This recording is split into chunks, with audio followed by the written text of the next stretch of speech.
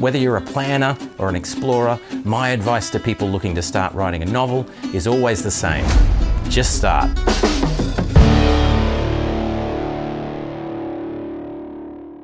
In simple terms, there are two ways to write a novel. Well, in very simple terms. In reality, there are probably dozens of ways to write a novel. In fact, there are word by agonizing word, the James Joyce method, a stream of consciousness followed by rounds of arduous editing, and so on. Hi, I'm Morgan Quaid, this guy.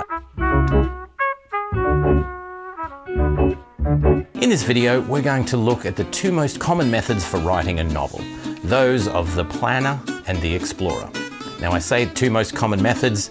These are just the two I'm going for, but it's a good place to start. So let's begin with the planner. The planner sketches out the basic points of their novel before they start to write. They typically write a draft outline and then move on to a more detailed structure ahead of writing the first complete draft. Now let's look at the pros and cons of this approach. Obviously, starting with the end in mind means that you know exactly where the story is heading and you can be confident in how your plot is going to resolve.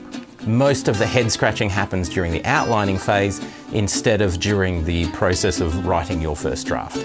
So when you get into actually writing the novel, you can focus on teasing out the details of each scene, honing your characters, dialogue, and all that great fun stuff. Another benefit of planning ahead is that you can clearly see the geography of your story before you start writing. You can map out the peaks and troughs of the story and get a real sense of the overall themes at work throughout the book. When it comes to writing, you can focus on language that enhances and emphasizes those themes, giving your novel cohesion and focus. On to the cons. Planning out a novel from stem to stern will take time and patience. Rather than getting straight into the writing, you'll likely go through several rounds of building and tweaking your outline before you write a word of the finished book. Plus, you'll still have to do a lot of editing once you've finished the initial draft. Another negative, at least from my perspective, is that you'll be writing a story where you already know the ending. Now, for some writers, that might give you great comfort, but for writers who enjoy the discovery process as much as I do, knowing how it all ends before I start kind of spoils the exercise a little bit. So on to the second method, that of the explorer. The second way to approach writing a novel is to start with a certain idea or a basic plot structure in mind, but without knowing how the story is going to unfold or how it's going to end. This might be a riskier method, but there are some great rewards with this approach, of which I will tell you now. So, on to the pros. The biggest benefit of writing as an explorer is the fact that you are forging new ground, discovering the unfolding plot along with your characters.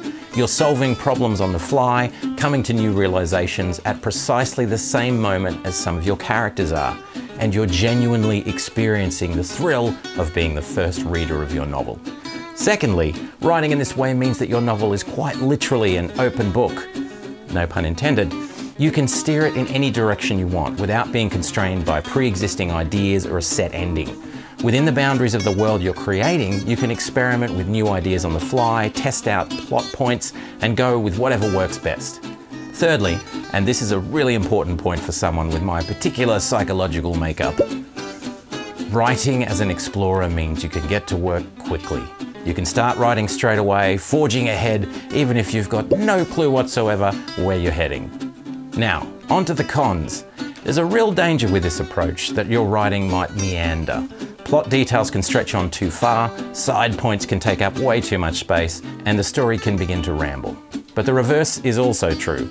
Without having a clear path ahead, sometimes you'll spend hours staring at a blank page, waiting for inspiration. Either way, you might waste a lot of time stopping and starting, rewriting, or just banging your head against the desk. Secondly, there's a very real possibility of working yourself into a dead end from which you can't find a convincing way out. Sometimes the twists and turns of character and plot development can weave a Gordian knot which is almost impossible to unravel without relying on convenient tropes and well-worn ideas. I opened my eyes and realized it was all a dream. The main benefit and potential downside to the explorer is that you really don't have any idea where you're heading. Now, for writers like me, that's incredibly exciting and energizing and somewhat freeing. For others among us, that might spell absolute disaster. I've written in both styles in the past, and while my tendency is to lean towards the explorer, I can see huge benefits in the planner approach. So there's no right or wrong way to do this. It's all about what suits your personality and how you approach the writing in a way which is productive and enjoyable for you. Also, there's nothing to say you can't plan ahead a little as an explorer, or loosen the boundaries of your outline if you're a planner. With both methods, you can invariably go through periods of spontaneous discovery and detailed planning.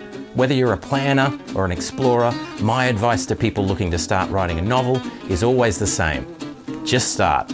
Start mapping out the outline, start writing your first paragraph. Whichever method you choose, the main thing is that you start, and you start now. Then develop good habits to keep the writing going.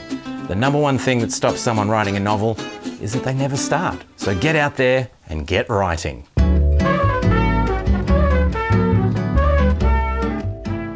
Are you a planner or an explorer? Have you ever worked yourself into a plot hole that you couldn't get yourself out of? Either way, let me know about your experiences in the comments below. Don't forget to like and subscribe to the channel, and check out some of my other videos on writing, music, and the indie creative scene.